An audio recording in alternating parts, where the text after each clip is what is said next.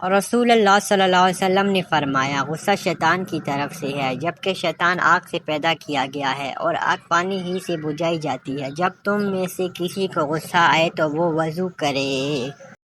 رسول اللہ صلی اللہ علیہ وآلہ وسلم نے ارشاد فرمایا سب سے افضل صدقہ روتے ہوئے لوگوں میں صلح کرا دینا ہے۔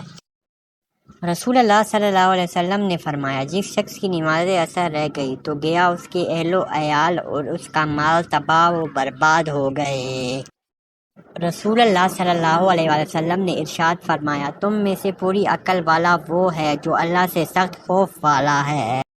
حضرت محمد صلی اللہ علیہ وسلم نے فرمایا ایک آدمی نے کہا اللہ کی قسم اللہ فلاں کو معاف نہیں کرے گا۔ اللہ تعالیٰ نے فرمایا کون ہے جو میرے متعلق قسم کھا کر کہتا ہے کہ میں فلاں کو معاف نہیں کروں گا، میں اس کو معاف کرتا ہوں لیکن تیرے اعمال ضائع کرتا ہوں۔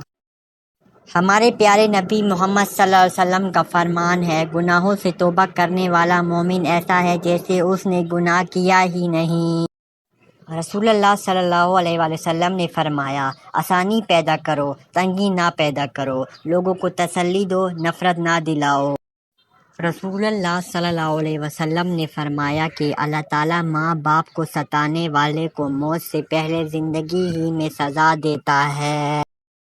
جب نبی کریم صلی اللہ علیہ وآلہ وسلم پیتے تو 3 سانس میں پیتے اور فرماتے یہ خوب پیاس کو مارنے والا ہضم اور صحت بخش ہے۔